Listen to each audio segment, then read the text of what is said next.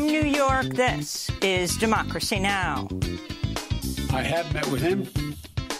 He's bright, he's tough, and I have found that he is as they say, when he used to play ball, a worthy adversary. President Biden and Russian President Vladimir Putin are meeting in Geneva for a high-stakes summit between the two world's largest nuclear powers. And I generally agree with them that, indeed, there are some issues of mutual interest: strategic stability, regional conflicts, concern for the environment in a global sense. These are the issues in which we can really work effectively. We'll spend the hour with Russian-American journalist Masha Gessen, author of Surviving Autocracy and The Man Without a Face, The Unlikely Rise of Vladimir Putin. All that and more coming up. Welcome to Democracy Now!, democracynow.org, The Quarantine Report. I'm Amy Goodman. President Biden's meeting with Russian President Vladimir Putin in a high-stakes summit in Geneva right now for their first face-to-face meeting since Biden took office.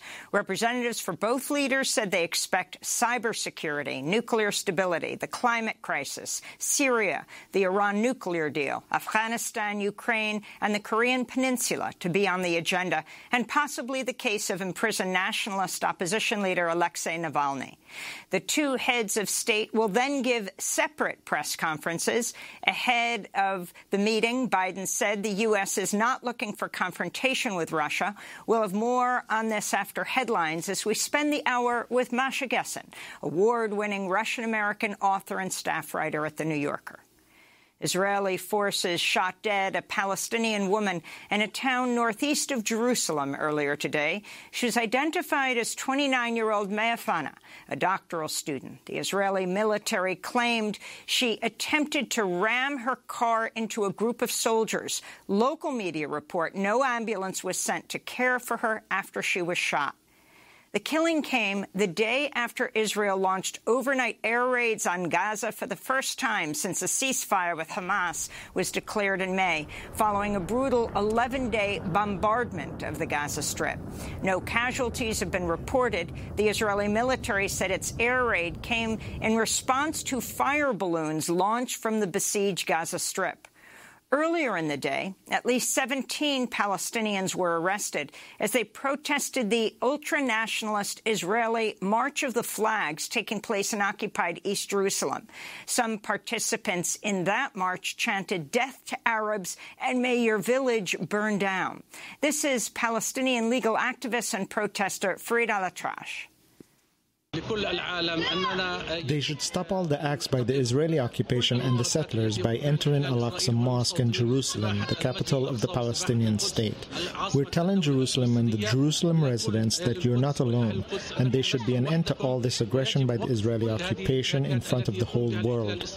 New York and California, both once epicenters of the coronavirus pandemic, lifted most of their remaining restrictions as infections continue to fall, and as over 70% of adults in both states have received at least one dose of a COVID-19 vaccine.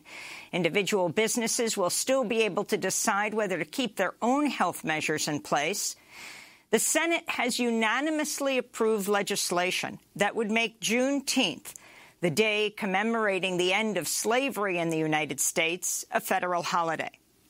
The celebration dates back to the last days of the Civil War, when Union soldiers landed in Galveston, Texas, June 19, 1865, with news that the war had ended and slaves were free. The measure will now have to pass the House before it can be enacted into law. Lawmakers celebrated the historic move, but some called for further action. Democratic New York Congressmember Jamal Bowman tweeted, quote, "The Senate continues to be behind the times. Juneteenth has been a holiday for well over 100 years. Let's bring the Senate into modern times and get unanimous consent on abolishing the Jim Crow filibuster." In Texas, Republican Governor Greg Abbott has signed a controversial bill into law that prohibits educators from teaching about the history and social impacts of systemic racism in the United States. The law also bans teaching of the New York Times 1619 Project, for which creator Nicole Hannah-Jones was awarded a Pulitzer Prize. Texas joins several other states, including Arkansas and North Carolina, that have passed legislation banning the teaching of critical race theory since the police murder of George Floyd last year. Teachers across the country have been protesting the enactment of such legislation, which they've compared to Jim Crow laws. Democratic House members Cori Bush and Bonnie Watson-Coleman introduced a bill Tuesday that would decriminalize all drug possession and put in place a, quote, health-centered approach. Missouri Congressmember Bush said, quote, it's time to put wellness and compassion ahead of trauma and punishment. In Somalia, at least 15 people were killed in a suicide bombing in the capital, Mogadishu.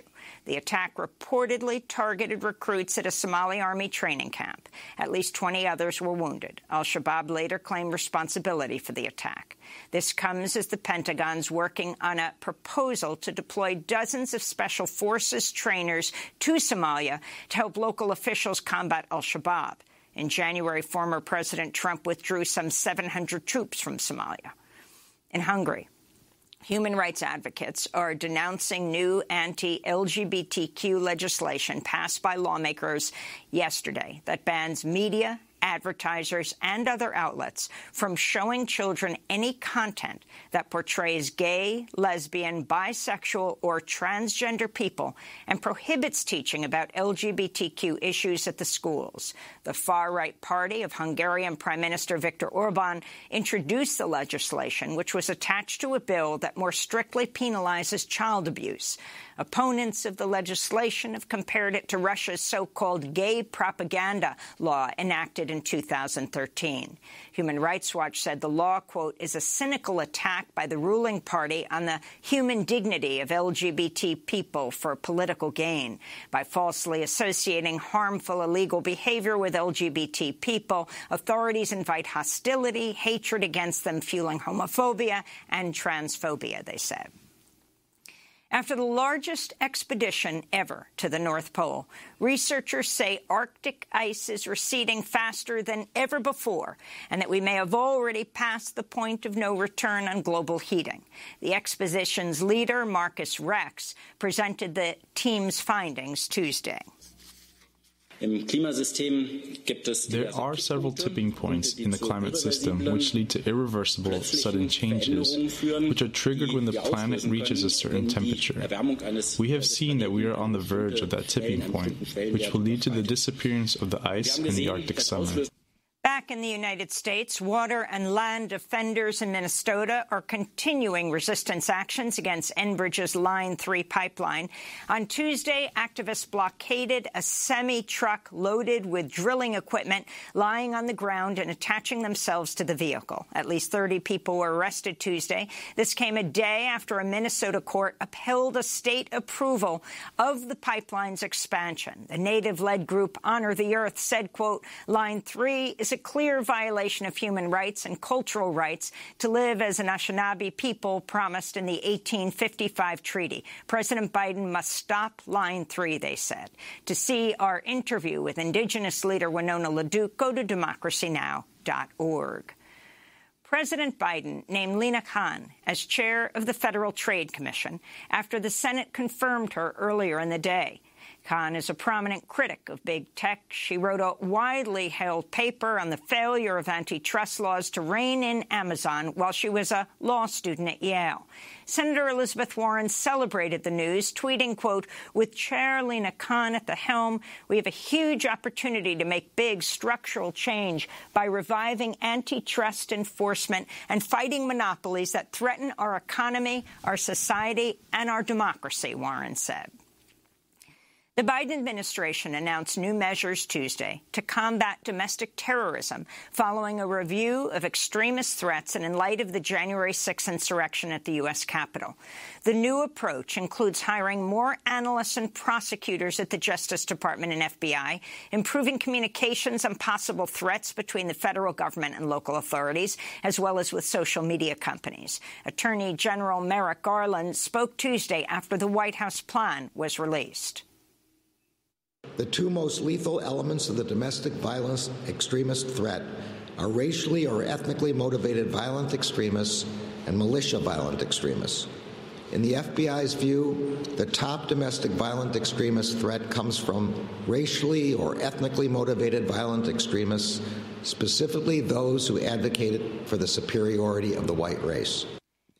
Newly revealed emails show former President Trump, his chief of staff, and other aides pushed the Justice Department to back his false claims of voter fraud in the 2020 presidential election. The House Oversight Committee released the documents Tuesday, which show Trump and others began pressuring incoming acting Attorney General Jeffrey Rosen just an hour before Trump announced that William Barr would be stepping down as Attorney General. In immigration news, the Los Angeles Times reports the Biden administration is planning to expand a program that allows some Central American children to reunite with their parents living in the United States. Under the program, first enacted by the Obama administration, parents from Guatemala, El Salvador, and Honduras who have legal residency or temporary protected status in the United States can apply for their children to be allowed into the country. This comes as the Biden administration continues to detain thousands of unaccompanied refugee children. Last week, during a visit to Guatemala, Vice President Kamala Harris warned asylum seekers not to come to the United States. Janitors, maintenance and security workers around the U.S. and the world marked Justice for Janitors Day Tuesday and are holding actions all week to demand safety, fair pay, health care, immigration reform, and respect in the workplace. In Miami, unionized workers have been on strike since last Thursday over low wages, pay discrimination, and unfair labor practices. This is Miami janitor Walter Osoris. We need to work 2 or 3 jobs. Right now, I'm only sleeping 4 or 5 hours to be able to support my family. It's unfair. We want a better quality of life and for them to invest in us, in essential workers. William Vanden Heuvel, a former diplomat, lawyer, and advisor to Robert F. Kennedy, died Tuesday in New York City from complications of pneumonia at the age of 91. Vanden Heuvel fought for civil rights, including during his time at the Justice Department from 1962 to 64. He also advocated for better conditions for incarcerated people, calling on the media to help shine a light on the failures of the criminal justice system. In 1972, Vanden Heuvel wrote, quote, "The right to know in a democracy frequently depends on the demand to know by the media." He is survived by his wife, his 2 daughters, including Katrina Vanden Heuvel, publisher and former editor of The Nation magazine. And the Goldman Environmental Prize announced its 2021 winners, recognizing grassroots climate justice activism across the world.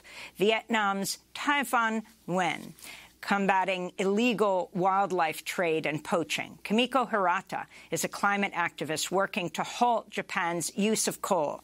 Maidi Bilal led a blockade to cancel 2 proposed dams in protected areas of Bosnia and Herzegovina. Here in the United States, Sharon Levine activated her community in Louisiana to stop a hazardous plastics plant from being built.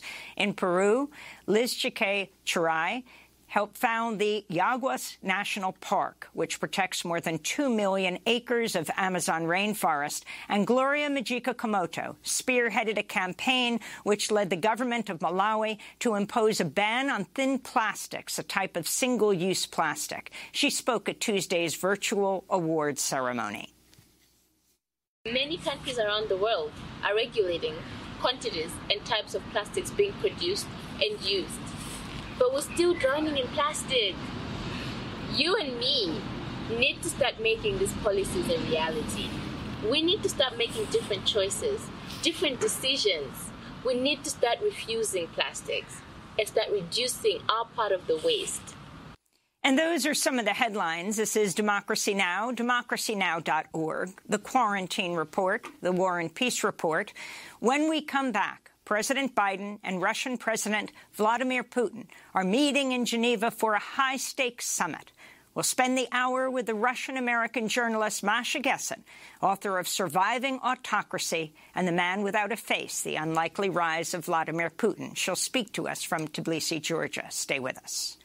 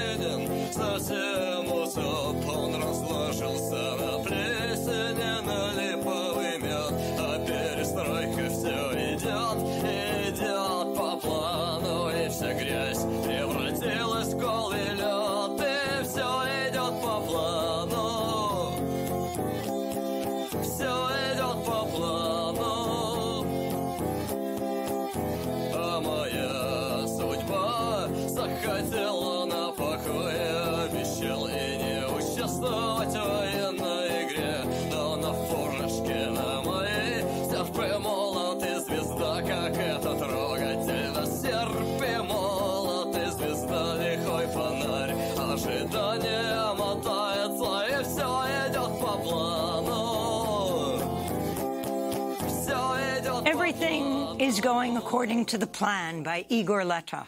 This is Democracy Now!, democracynow.org, the Quarantine Report, the War and Peace Report.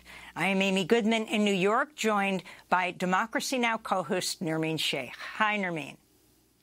Hi, Amy, and welcome to our listeners and viewers around the country and around the world. President Biden and Russian President Vladimir Putin are meeting in Geneva, Switzerland, for a closely watched summit between the world's two largest nuclear powers. Topics expected to be discussed include nuclear arms, cybersecurity, Syria, the Iran nuclear deal, Afghanistan, Ukraine, the Korean Peninsula, the climate crisis, Putin's crackdown on dissent inside Russia, and the U.S. military presence near the Russian border. Biden and Putin are expected to meet for 4 to 5 hours, but don't plan to hold a joint news conference, as former President Donald Trump did with Putin when they met 3 years ago in Helsinki, Finland. Earlier this week, Biden described Putin as a worthy adversary. I'm going to make clear to President Putin that there are areas where we can cooperate if he chooses. And if he chooses not to cooperate and acts in a way that he has in the past relative to cybersecurity and some other activities, then we will respond. We will respond in kind. There need not be. We should decide where it's in our mutual interest, in the interest of the world, to cooperate and see if we can do that. And the areas where we don't agree, make it clear what the red lines are. I have met with him. He's bright. He's tough. And I have found that he is as they say, when he used to play ball, a worthy adversary. During a recent interview, Russian President Vladimir Putin expressed hope the summit would focus in part on areas where the countries share mutual concerns. It seems to me the summit will help to restore contacts, relations, establish a direct dialogue, create a functioning mechanism for action in those areas that are of mutual interest. There are such interests, and I generally agree with them that indeed there are some issues of mutual interest: strategic stability, regional conflicts, concern for the environment in a global sense. These are the issues in which we can really work effectively. Ahead of the summit, Presidents Biden and Putin have faced calls to restart nuclear arms talks. This is Beatrice Fien, head of the Nobel Peace Prize-winning ICAN, the international campaign to abolish nuclear weapons. Well, these two countries, I mean, they hold over the 90% of the world's arsenals. So these two individuals basically have the ability to end the world as we know it. And unfortunately, we've seen a huge deterioration in the the relationship between these two countries in the last 10 years. Since Obama and Medvedev negotiated the New START treaty, things have not improved after that. It's been lots of withdrawals from bilateral agreements, hostile rhetoric. We've seen a huge modernization and upgrades of nuclear programs, new types of nuclear weapons, new missions, and an increase of the kind of role of nuclear weapons in these two countries' security policies. To talk more about the Biden-Putin summit and other issues, we're joined by the Russian-American journalist and writer Masha Gessen. Masha is a staff writer at The New Yorker and the award-winning author of numerous books, including The Man Without a Face, The Unlikely Rise of Vladimir Putin, The Future is History, How Totalitarianism Reclaimed Russia, and most recently, Surviving Autocracy, which has just come out in paperback. Masha joins us from Tbilisi, the capital of the country of Georgia. Welcome back to Democracy Now!, Masha. Why don't we start off by you talking about the significance of this summit, Vladimir Putin and Joe Biden meeting in Geneva, Switzerland. We are speaking as they have just sat down. Thank you, Amy. It's good to be here. I think that this is an event that's more significant for Vladimir Putin. The very fact of the summit, the fact that Biden is, that Biden called him a worthy adversary, that he called him bright, that he's being treated as someone to sit down with and discuss the world.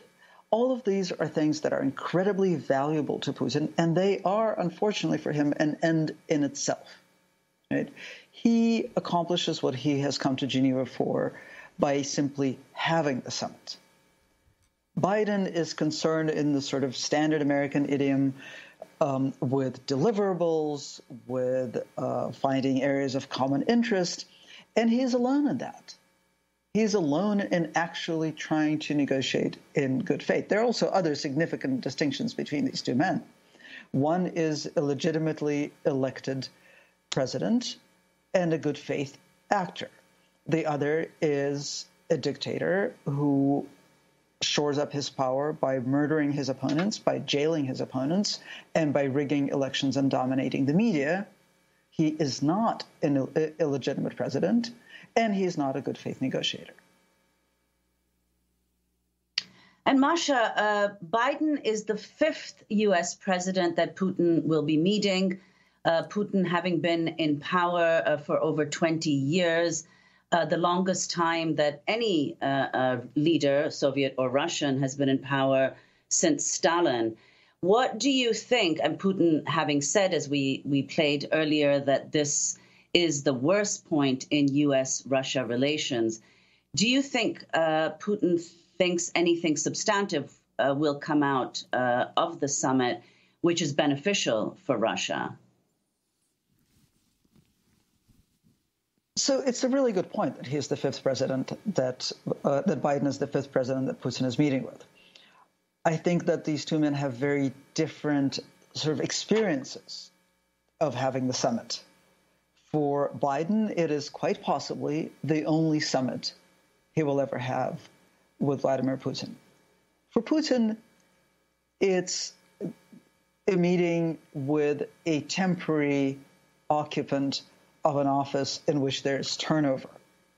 Right? It's a stop on a long and sort of ongoing journey, and I think a journey that he perceives very much, and I think quite accurately, as sort of a deterioration of American democracy. And here's another sort of stopover, perhaps a pause in the deterioration of American democracy, and Putin is going to have a talk with the person who's currently occupying the chair, right? So these are like perceptually very, very different things.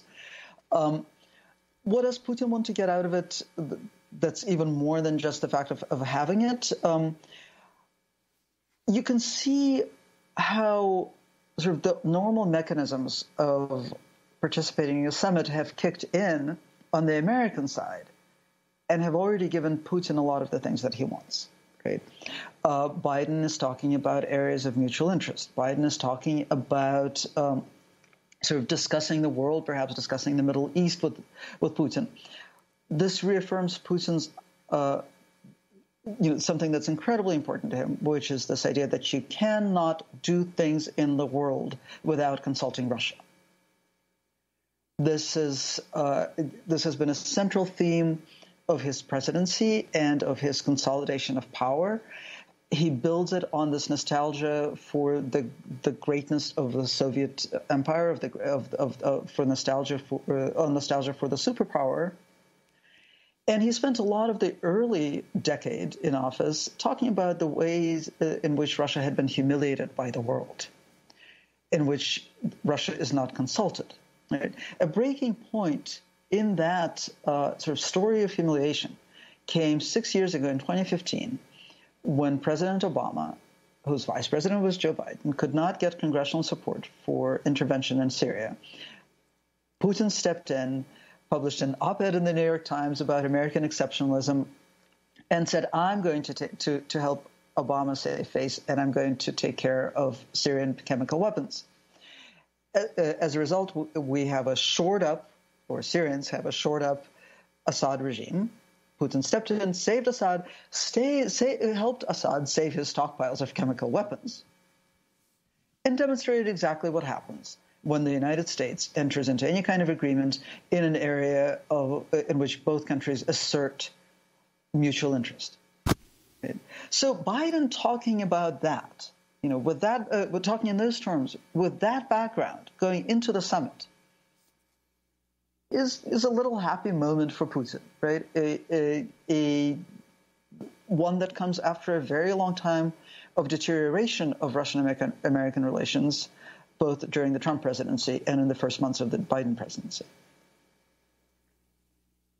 And Masha, could you talk about what you think will be the mutual points of interest, as Biden indicated earlier this week in the lead up to the talks? He said that he would be open, for example, to a reciprocal agreement on the extradition of cyber criminals. Can you talk about the significance of that? And what other points of interest and agreement there may be between the two? Well, this is a really terrifying comment that Biden made during a briefing a couple of days ago when he said that the United States is going to raise the issue of the possible extradition of cyber criminals or people who are under indictment in the United States. And there are several dozen people under indictment in the United States for election interference, for hacking, and he said that there's a possibility of mutual agreement there, and that the United States would consider extraditing people who have committed crimes against Russia. And in my mind, I could hear the collective gasp of horror on the part of the hundreds, and there are hundreds, possibly thousands, but definitely hundreds, of Russian dissidents living in exile, many of whom have charges, trumped-up charges, pending against them in Russia. Right? And we know that the Putin regime is going to weaponize, and has weaponized in the past, Interpol warrants and extradition treaties to try to get to return dissidents to Russia.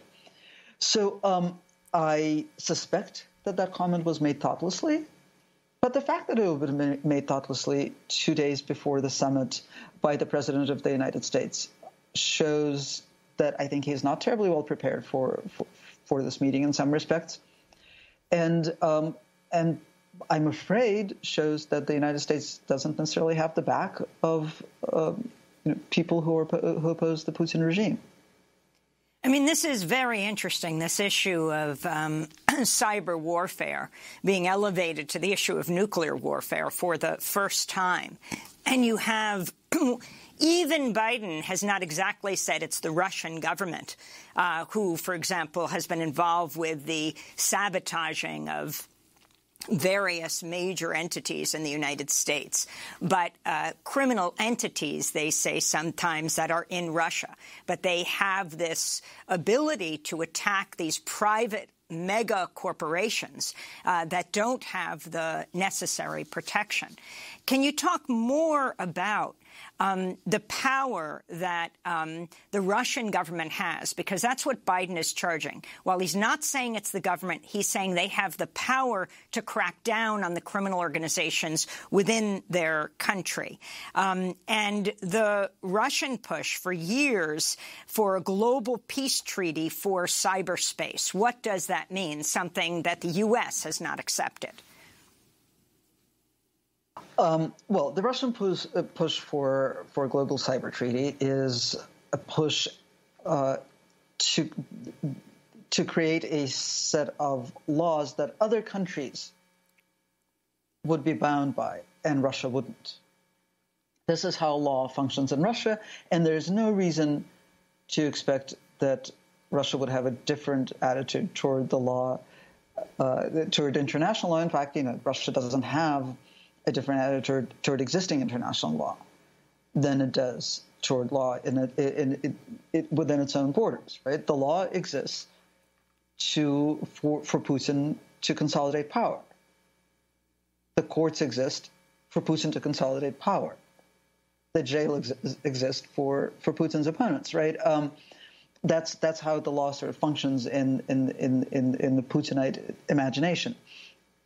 Now, as for whether these cyber entities are actual government agencies or not, Russia practices a system of plausible deniability, and this goes far beyond cybercrime. Right? It's the Russian government, in some significant ways, functions as a sort of syndicate, right, with a lot of freelancers.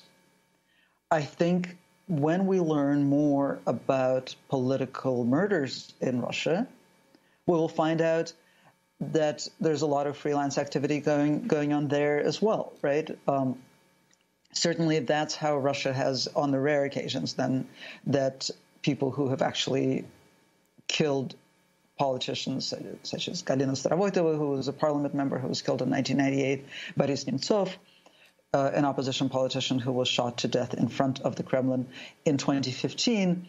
On the rare occasions that someone has actually been prosecuted, it's always been sort of a freelancer, the gunman, who will not disclose who the original, the person who made the original assassination order was. Right. So I think that's, we're basically talking about a state that functions as a criminal syndicate, and that points to parts of its body and says these are not government agencies. I want to go to Alexei Navalny. A news conference after NATO summit in Brussels, President Biden's asked how U.S.-Russia relations would be affected if Kremlin critic Alexei Navalny were to die in detention. Navalny's death would be another indication that Russia has little or no intention of abiding by basic, fundamental human rights. It would be a tragedy.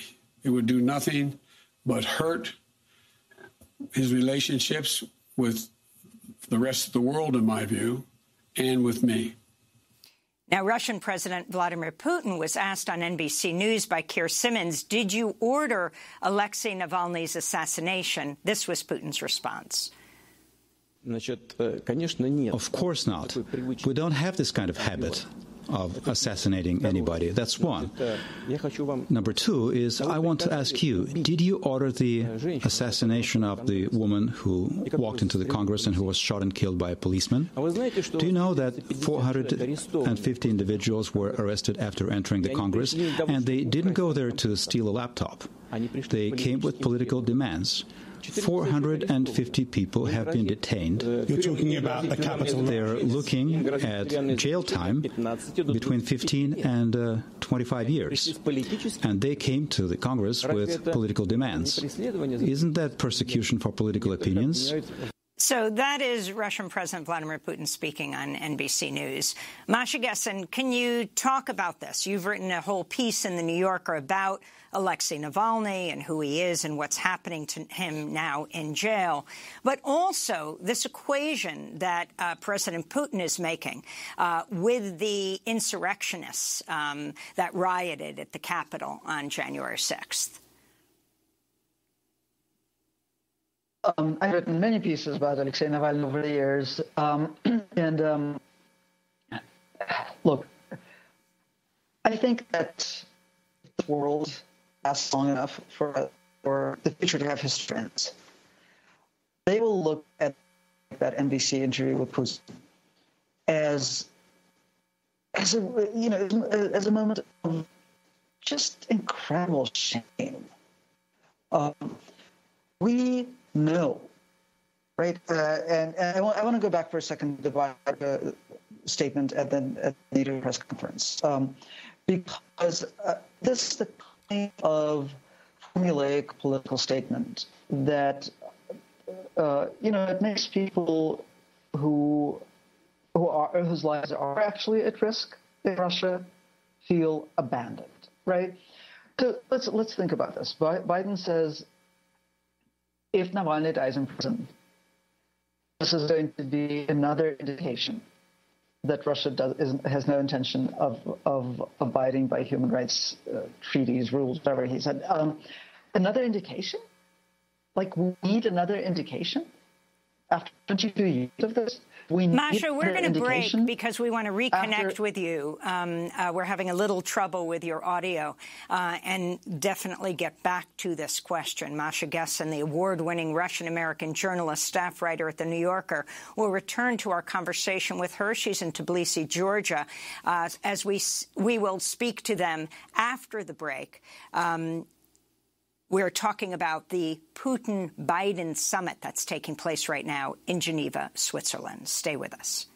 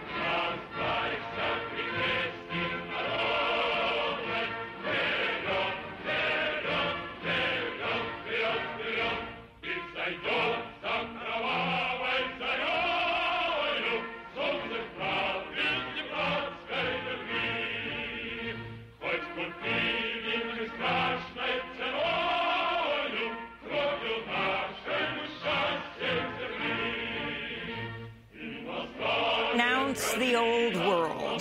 This is Democracy Now!, democracynow.org, the Quarantine Report, the War and Peace Report. I'm Amy Goodman with Nermeen Sheikh. Our guest for the hour is Masha Gessen, staff writer at The New Yorker, award-winning Russian-American journalist, author of numerous books, including most recently Surviving Autocracy, which is just out in paperback. They also wrote The Future is History, How Totalitarianism Reclaimed Russia, as well as The Man Without a Face, The Unlikely Rise of Vladimir Putin. If you'd like to sign up for our daily digest, you can go to democracynow.org, or you can text the word Democracy Now!, one word, to 66866. There you will get our news headlines and our news alerts every day. That's texting the word, one word, Democracy Now! To 66866. You can also watch, listen, and read transcripts using our iOS and Android apps. You can download them for free from the Apple App Store or Google Play Store today. As we turn back to Masha Gessen, we are just fixing the sound. Masha Gessen is speaking to us from Tbilisi, Russia, usually in New York, where she is a professor at Bard, where they are a professor at Bard College.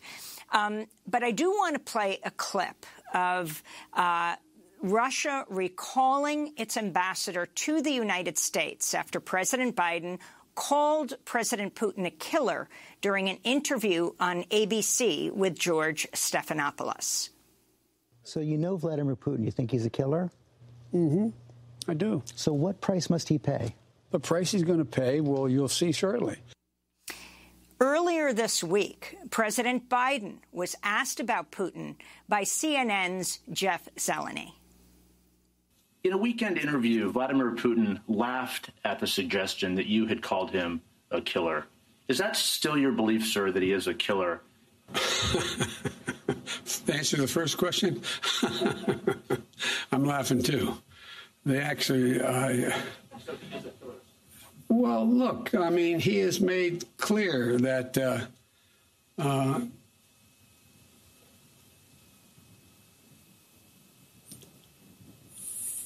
the answer is, I believe he has in the past essentially acknowledged that he was, there are certain things that he would do or did do. But look, when I was asked that question on air, I answered it honestly. But it's not much of a, I don't think it matters a whole lot in terms of this next meeting we're about to have. So that was President Biden. We're going back right now to Masha Gessen. They're now joining us by telephone from Tbilisi, Georgia. Masha Gessen is writer at The New Yorker, award-winning Russian-American journalist and author of many books that I've just laid out. Masha, you were talking about Alexei Navalny. You have written extensively about Alexei Navalny, the longtime nationalist, clearly for many years anti-immigrant opposition leader in Russia. And then if you can go to this whole discussion that's really, that we just heard. That's really inaccurate. And why don't you say what you think? Yeah, it's what I really think. Look, he is a pro-democracy activist. He is an anti-corruption activist. He has, many years ago, he made two really videos. Since then, he has clarified his position repeatedly. He, I have absolutely no doubt that he is a sick nationalist, right? Not a nationalist, and as a nationalist anti-immigrant activist, especially right now when he is in prison and unlikely, it's just not right? Actually, not right. But it's really possibly a mistake to make him journalistically to be him that way. We really need to be talking about a person, a pro-democracy who has survived an assassination attempt and is now struggling with an attempt to kill him slowly in prison.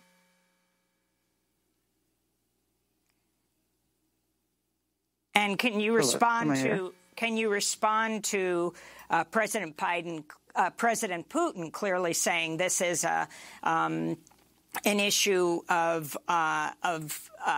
this is our own issue and this is not anything for the United States to intervene? Vladimir Putin is a Bolshevist, he is a man who ordered the assassination.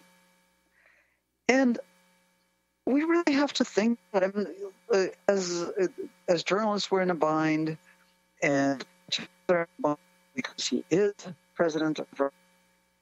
But what are we doing when we're giving him access to an audience, to an international audience, Asking this man, who we know is going to lie on camera, who we know is a killer, there's ample evidence that a group of FSB, the Russian secret police officers, followed Navalny for several years and attempted to poison him, or poison him, attempted to kill him. Furthermore, there's ample evidence that this very same group has been following other people around and has attempted to kill other people and has succeeded in killing still other people. And we're putting this killer on national television with a journalist who's clearly unprepared to ask even a follow-up question, and setting him up to make false equivalencies and to sort of bask in the light of TV cameras and in a chance to assert once again that he has the power, among other things, the power to speak publicly about a man he ordered killed while that man is in prison. Masha, you've written... Yes, go ahead. Go ahead. No, go ahead, Masha. No, I was just going to say that, every dictator under the sun, of course, says that every, that cracking down on the opposition is a matter of their internal politics. The whole concept of human rights is based on this pretty utopian idea that people have basic rights that are guaranteed to them by the world, and that cannot be violated by a dictator who they have the misfortune to share a motherland with. And because we're having trouble with the audio, if you could explain that parallel he's making to the insurrectionists and the killing of Ashley Babbitt at the Capitol on January 6th. Well, this is classic whataboutism. This is when, and nobody is better at it than Soviet bureaucrats and former KGB agents. I think that this is a propaganda trope when everything is equal to everything else, and so he's talking about a politician who has been using peaceful tactics. The Navalny movement is really an extraordinary movement based on truth-telling and protest and nothing else. And he is comparing that to a violent, militant, armed insurrection in the U.S. Capitol that we know, again, this is well documented, had violent aims and engaged in murderous rhetoric. And all of a sudden, everything is equal to everything else. And the very fact that then we spend 10, 15 minutes trying to dissect that propaganda trope and trying to find a kernel of truth in something that is designed to obscure truth is a reason why we shouldn't be putting dictators on national television. Masha, you've been following Navalny closely for many years, and you've written also about the conditions of his imprisonment. Can you talk about what you know of the conditions under which he's being held, whether he has access to his social media accounts, how he's communicating with the outside world, and the fact that earlier this year, as you wrote about, he went on hunger strike? Are there any prospects for his release, and how is he doing? So we don't know a whole lot about how Navalny is doing, in part because access to him is getting more and more difficult. And the Russian parliament passed a whole special law banning all lawyers from bringing any electronic devices, such as phones, to their meetings with their clients in prison, specifically to prevent Navalny's lawyers from taking pictures of him or making videos or taking dictation and giving him access to his social media account. So he still gets some messages out. He can also send letters through the official censored prison mail. His wife, Yulia, was just yesterday, she was just allowed to see him illegally, in contravention to even Russian law, which is pretty awful. She has not yet been allowed to have a so-called conjugal, 3-day visit with him. She's only been allowed to have 4-hour visits with him a couple of times. So, and which get actually cut down to a couple of hours by the time everybody is searched. So what we know about the conditions in which he is kept is that, first of all, Russian prisoners are kept in extremely poor conditions. Their death rate in Russian prison colonies, even not during a pandemic, are extremely high. Violence is extremely high. Hygiene is very poor. Food is extremely bad, in part because it is supplied by sometimes by a company owned by Putin's cook and closest ally, whom Navalny has helped expose. So health conditions for all prisoners are extremely poor. Navalny's conditions are worse than those of many other prisoners, among other things because he is tortured with sleep deprivation. So he was placed on a list of escape risk of prisoners who are considered an escape risk. And so to make sure that he is still there, he is awakened by the guards every hour during the night. And this has been going on for 120 days that he's been in prison. He has also recently recovered from poisoning with the nerve agent Novichok, which sent him into coma in August of last year. We don't know what the state of health is for somebody who has recovered from an attack with a chemical weapon, which is what Novichok is. When Navalny was feeling unwell in March, he asked for an outside doctor, which is something that Russian law guarantees him, but he was not given access to an outside doctor, which is why he went on hunger strike. He called off his hunger strike as his health deteriorated, and he got some concessions, but not full concessions. But at least he didn't get to see his doctor, but he did get to see a doctor. Right now, we don't know a whole lot about the state of his health, but when he appeared in court a couple of days ago by video link, he looked absolutely awful. He looked skinny, he looked gaunt, he had bags under his eyes. He did not look like a person in good health by any stretch of the imagination. Well, Masha, I'd like to turn to another issue which has to do with the pandemic, but in particular, the pandemic now in Russia, which has been reporting among the highest number of caseloads a day, and where, as a result of the levels of vaccine hesitancy, which of course we see here in the U.S. as well, but because of the levels of vaccine hesitancy in Russia, Moscow's mayor is now, much like in the U.S., offering all kinds of incentives for people to get vaccinated. So could you talk about this, the rise, the high number of infections now in Russia, the issue of vaccine hesitancy, and how the Putin government has dealt with administering vaccines to the population? So I think there are two things at play, and this is really fascinating. It would be really amazing if we weren't talking about human lives here. But I think the two things that are at play are a total lack of trust in the government. So even though Russia was the first country in the world to have a vaccine, and it just it skipped safety trials because the entire population is basically a population of test subjects and went directly to making the vaccine available. But lucked out, it seems that the vaccine is safe from all available information and extremely effective. And yet, Russia has one of the lowest vaccination rates now in the world, certainly of countries where the vaccine has been available for any significant amount of time. Russia has been, Moscow has certainly been in the position for months now where the vaccine is available just for the asking. There are no shortages, and yet people are not taking the vaccine because they don't trust the government.